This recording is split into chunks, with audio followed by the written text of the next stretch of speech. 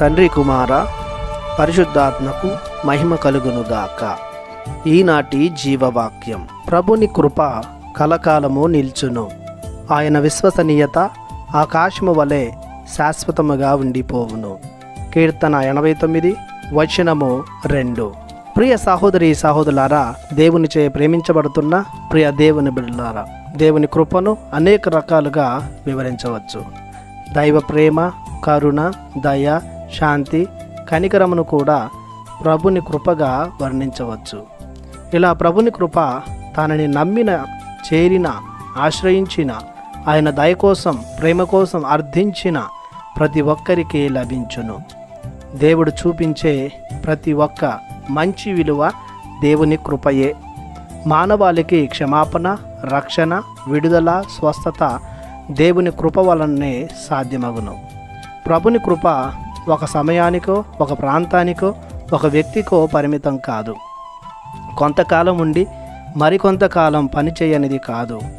ప్రభుని కృప ఈ సృష్టిపైన, సృష్టి జీవులపైన, ముఖ్యంగా తన పోలికలో ఆకారంలో చేయబడిన మానవాళిపైన నిత్యం ఉంటుంది.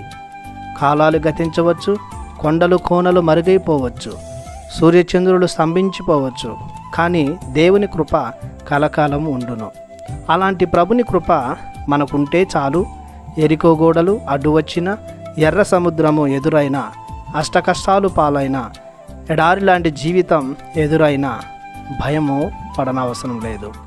ఆయన కృపయే మనకు భద్రత, జీవిత బీమా, కాపుదల, ఆపదలలో ఆశ్రయం.